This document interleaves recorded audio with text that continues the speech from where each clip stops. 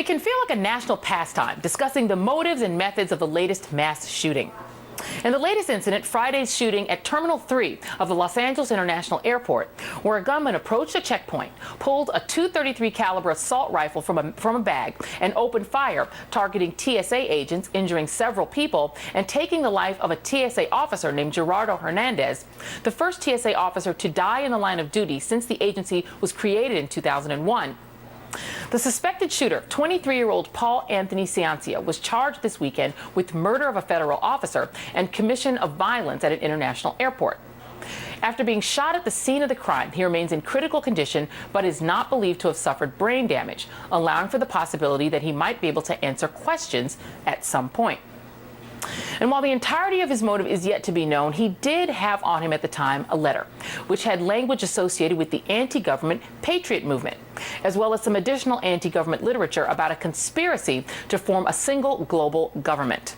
And for more, I'm joined by brandnewgrio.com columnist Goldie Taylor and the founder of Stop Handgun Violence, John Rosenthal. So I want to start with you, Goldie.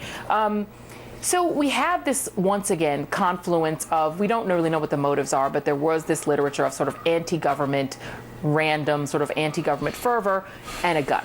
Sure.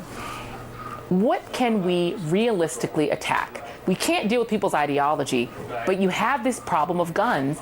He got all the way up to a checkpoint. There's literally nothing that could have been done to stop him. Sure. Well, I think actually there are a couple of things that could have been done to stop him, but ironically, it was these kinds of weapons that not so far away in South Central Los Angeles, when we had gang wars happening, when we had black boys killing one another with these kinds of weapons, that really pushed the first assault weapons ban that came to us. And so it is ironic now that when we see these kinds of weapons going into our airports, where we have thousands of travelers coming through LAX each day, when we aren't making the same call, maybe it's because who is holding the gun. But what could we do to stop it?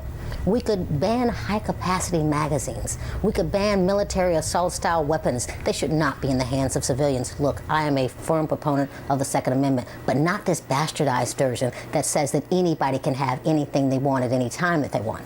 Well, what you hear a lot, John, is the answer is to arm the TSA agents. The answer is to arm the teachers in the schools. The answer is to put armed people in movie theaters and malls and all the places where we have to go on a day-to-day basis and want to feel safe. Is there any way to refute that argument when, in fact, this man was able to walk right up to TSA agents? There was nobody armed in between him and them, and he was able to shoot and kill one of those agents. Is there an answer? Arm more people in the airports? Is there any legitimacy to that whatsoever? I absolutely believe in the Second Amendment. In fact, I'm a gun owner myself, but the Second Amendment was never intended to arm criminals, the mentally ill, and even international terrorists with high-capacity ammunition clips and assault-type weapons.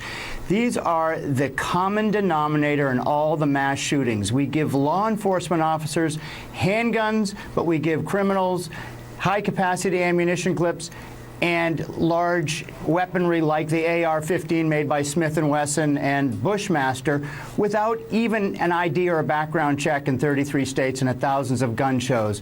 So, no, the solution is not arming every school and public place. There were armed police officers at Columbine who were outgunned by teenagers with assault weapons. What we need, just like the president called for and Congress did not have the spine to do, is renewing the ban on assault weapons and high-capacity ammunition clips, so that the most someone could do was have a service weapon like police use, or a handgun with 10 rounds versus 100 rounds, as this guy had at LAX. And Goldie, and yet you do have this sort of sense of political paralysis. These shootings happen. Sure. It's an outrage on the media. We talk about it for a few days, and then we go back to doing nothing. If nothing was done after Sandy Hook, is there any hope whatsoever that the Congress will take up the remedies that John just mentioned? I think it will take a turning of the House of Representatives, frankly. We've got gerrymandered congressmen and women sitting there in Congress who are not necessarily following the will of the people.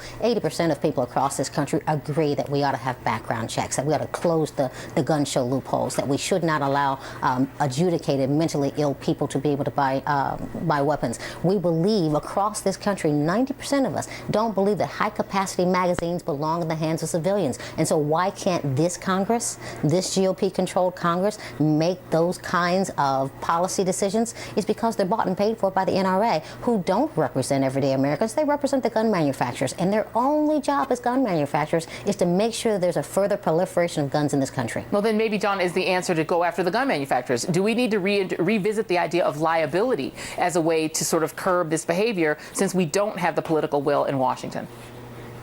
Absolutely. Again, I'm a gun owner and I support gun rights. But the gun industry is the only industry in America that is not regulated. Toy guns and teddy bears and every other consumer product have regulations on how they're made. It's why the toy gun has a little red dot at the end of the barrel.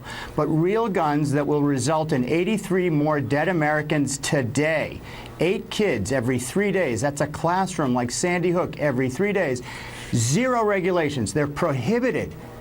The National Consumer Product Safety Commission is prohibited from regulating the Cerberuses of America. They own Bushmaster, 20% of the ammunition market, body armor, and they are given a license to kill without any accountability because Congress has prohibited their regulation and prohibited the ability to sue the gun industry. You can sue me as a real estate guy. You can't sue Cerberus or Bushmaster or Smith & Wesson for selling AR-15s and high-capacity ammunition clips to criminals knowingly.